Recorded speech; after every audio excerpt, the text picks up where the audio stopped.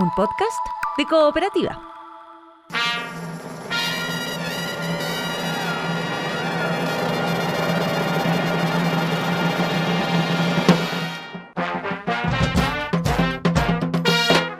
Hola, esto es Salud por la Historia, un podcast que reúne las conversaciones que hemos tenido durante ya varios años con el dramaturgo Andrés Kalawski. Diálogos sobre los pequeños y grandes momentos que forman nuestra historia. Hablamos de música, de inventos, de creaciones y decisiones que cambiaron nuestra vida, de aventuras y descubrimientos, de heroínas, héroes y villanías. Este es un podcast para entender cómo llegamos hasta aquí y suena como un brindis. Salud por la Historia.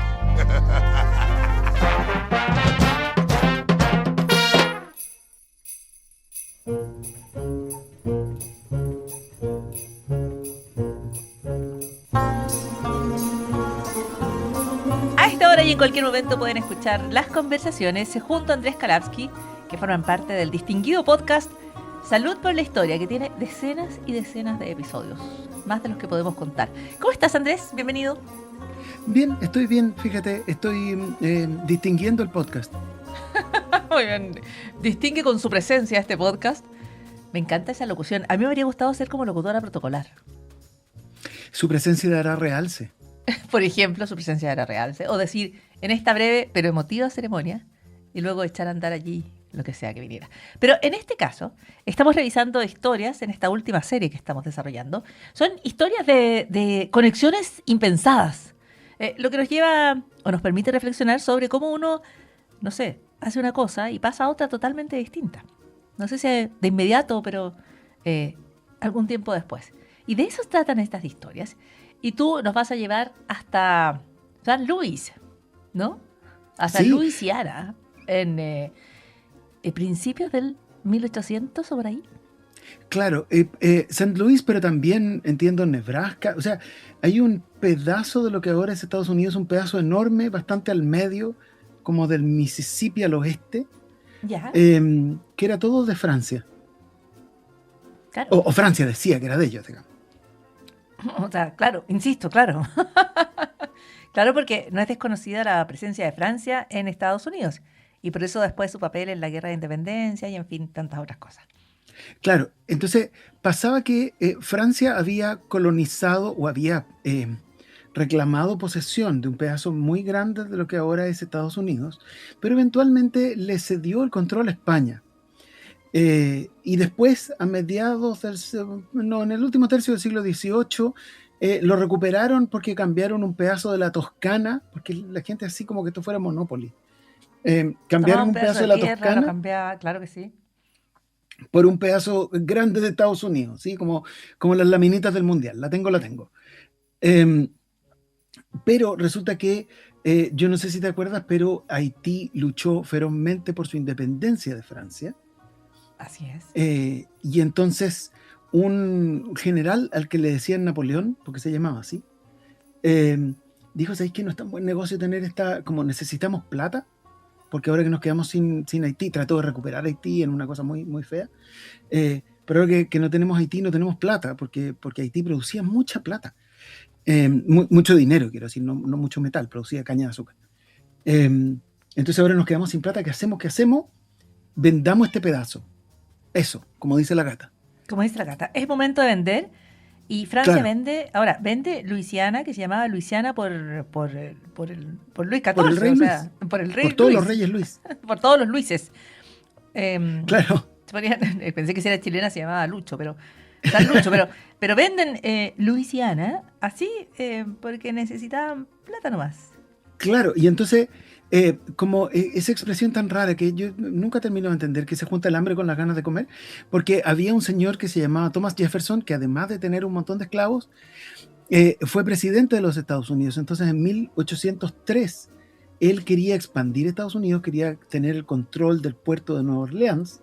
Nueva Orleans, como Orleans, la De nuevo, ciudad francesa, Nueva nombre Orleans. francés como el que más. Claro, entonces él le compra Luisiana a Francia, a pesar de la resistencia de una parte importante del Congreso.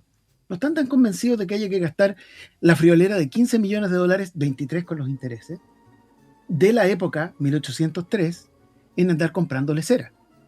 A ver, pero era como todo el territorio que tenían. Y más. No, Era no, como sí, es un montón.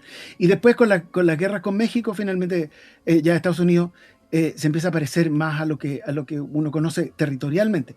Ahora, claro, como todo de este costa a pedazo, costa y del Río Grande al norte. claro, todo este pedazo, el control de Francia era más bien nominal porque había un montón de naciones indígenas que no habían sido doblegadas todavía. Ujú. Pero igual le compran ese pedazo. Eh, Cuando se celebran los 100 años de la compra en Saint Louis, ¿sí? En 1803, perdón, en 1903, Claro, porque en 1803 la habían comprado. claro, en Y un siglo después dicen 1903, fiesta. Centenario que se fiesta, llama. claro, y entonces no hacen nada, porque no alcanzan, pero lo hacen en 1904, porque a veces pasa eso. No sé si te ha pasado celebrar el cumpleaños el fin de semana siguiente. Ah, por supuesto. Ya, entonces en 1904 organizan dos cosas. Unas Olimpiadas de las que hemos hablado algunas veces, que fueron espantosas, y en el mismo Saint Louis, una feria mundial, ¿sí? Como la de París en el siglo XIX, como la de Inglaterra en el siglo XIX. Estas grandes ferias en que se mostraban tanto los tesoros imperiales como, como los avances tecnológicos. Claro, es una feria que es un nombre siempre confuso, encuentro yo, porque esto no era feria como mercado. O sea, es que a la feria, como a la feria de verdura, yo siento que en otros países le dicen como mercado. Pero es Y yo que ahí me también es confundo. feria como mercado, porque se vendía, por ejemplo, aquí se empieza a vender harta hamburguesa en pan redondo. Ah, porque, espérate, porque la feria, que era como para exponer novedades, le Claro, lleva el corazón de la feria, ¿para qué estamos con cosas? En la comida. Uno va a comer a la feria de lo que por sea. supuesto. Ya, ok. Entonces, pero tenían o vendían o empiezan a vender comida de otra forma, como de forma innovadora. Claro, Ya, porque es un lugar para ir a comer como lo que los gringos llaman novelties. Cosas que a lo mejor uno no va a comer muchas veces, pero está dispuesto a probar porque es la choreza de la feria. exactamente. Y Entonces, ahí, y espérate, y ahí empiezan a. ¿Qué dijiste de la hamburguesa? Empiezan a comer hamburguesas así como redondas. hamburguesas en pan redondo. No, es que es muy buena idea esa. Sí, no, Es no muy sé, buena qué idea. estupendo. Yo soy una fan Como, del sándwich en marraqueta en general, para todos los efectos, pero creo que la hamburguesa queda inmejorable en un pan que sea de su tamaño. Es como perfecto y de claro, su de su forma. tamaño y de su forma, ¿no? Si seguir las formas de las cosas es bueno. Es muy buena, Es como es muy cuando uno buena. baila y se adapta al otro. ¿Hot dog ya existían? Los hot dogs ya existían, pero también se volvieron mucho más populares gracias a la feria de Saint Louis. Ah, mira, oye, me habría gustado ir a la feria. No, no, si tenía cosas, tenía una réplica de la Casa Rosada, tenía un templo japonés, unas cosas muy interesantes. No, pero yo voy También a la tenía un comida. zoológico humano, que eso no está Ah, muy no, bien. eso no, nada interesante. Bueno, pero entre medio, una de Ya. las cosas que se vendía muchísimo en la feria, porque duró como de abril a noviembre, una de las cosas que se vendía muchísimo en la feria eran helados, porque hemos hablado que gracias a este rey del hielo se potenció después la refrigeración mecánica y después eléctrica. Sí, Y pues ya hemos entonces, visto cómo comer helado es un lujo. O sea, tener cosas frías es todo un desarrollo tecnológico, es toda una conquista de la humanidad, poder comer claro, fue helado. una transformación radical Total, de cómo pensamos la vida en el planeta. exactamente. Entonces esta idea de que la gente como normal, no solo los emperadores, pudieran servirse un heladito, era grito y plata. Ahora, era grito, plata y lavar los platos. Eso, ¿en qué te llevabas Porque, el helado? bueno, ¿Cómo? había habido ideas, por ejemplo, de cucuruchos de papel desechable.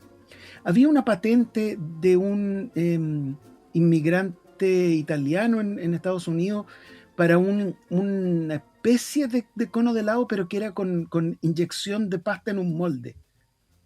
Pero en general se servía en platos de vidrio que había que lavar después de cada uso, o enjuagar por lo menos. Entonces, además de poco higiénico, era increíblemente lento. Ujú.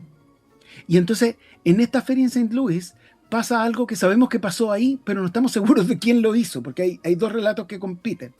Por una parte, hay quien dice que esto fue una idea de Ernest Hamwi, que era un señor de Siria que había emigrado a Estados Unidos y que estaba vendiendo un dulce tradicional sirio, que es como un barquillo, ¿sí? Que es como esta galleta que se calienta y se enrolla.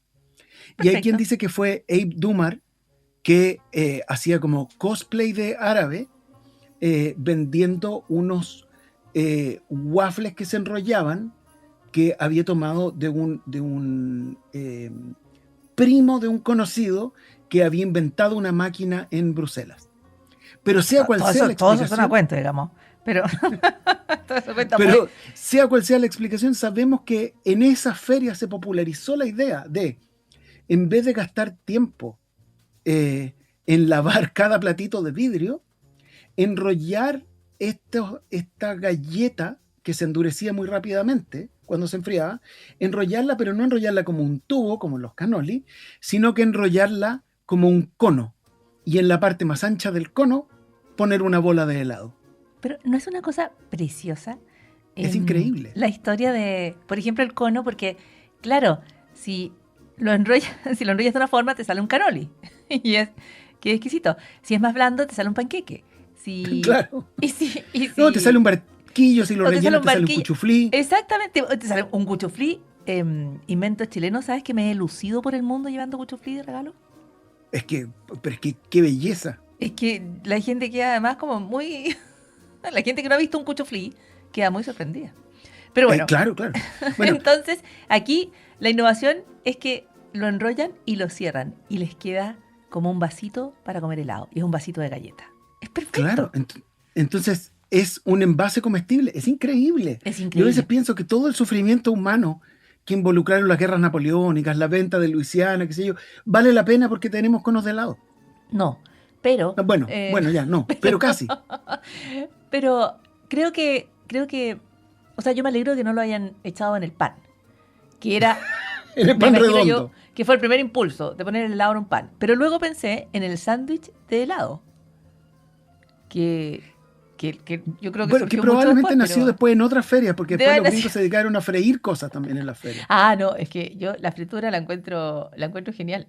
Pero como sea, aquí entonces se empieza a vender el helado en cono. Y esto debe haber sido como una revolución. O sea, la gente tiene que haber ido a esta feria a tomar helado en cono. Que era una novedad. 19 millones de visitantes en la feria. ¡Wow! ¡Qué gran innovación gastronómica! Me Increíble. parece perfecto. Porque además tiene que haber como democratizado el helado, ¿no? Porque si lo tienes Por que servir en supuesto, copa vidrio porque, era más caro. claro, porque no tenía que tener potes de vidrio ni lavarlo. Entonces los costos bajaban enormemente y además la gente podía comer los helados e irse. Irse para siempre, no volver a ver al heladero nunca más. Claro, en vez de tener que ir a devolverle el plato. Estoy pensando que de alguna manera se ha ido dejando la tradición del cono porque es más práctico comer en vasito. ¿Tú eres de vasito o de cono? Yo soy de vasito, pero por razones diabéticas. Ah, eres de Porque, vasito. Ah, porque soy muy estricto con eso. Pero muy yo bien. amo los conos en realidad. Mira, yo soy un oportunista. Tú Lo quieres pido en vasito y cono. Lo pido en vasito y que arriba le pongan el cono. Y si tienen como chispitas de chocolate, también. Y tú esperas que yo me sorprenda en esta parte. No.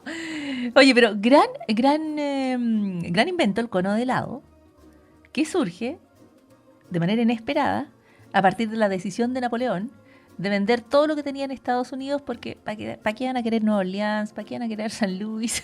Decidieron vender toda Luisiana y de ahí salió la feria que celebró un siglo de esa compra y ahí se empezaron a vender los helados en cono. Me parece Así muy nomás. bien. Te puedo decir una cosa que encontré recientemente. A ver. Se vende solo el final del cono. Allí donde queda como todo el helado posado. Hay paquetes que venden solo el final del cono. Entonces tú vas a hacer un emprendimiento de cachitos de empanada. Mira, es una posibilidad.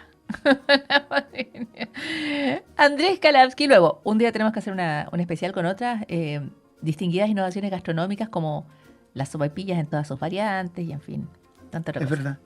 Una última cuestión. Leo Mande. que en la Feria de San Luis también se presentó por primera vez el algodón de azúcar. Sí, el algodón de azúcar también es de esa feria y una bebida que se llama Dr. Pepper también.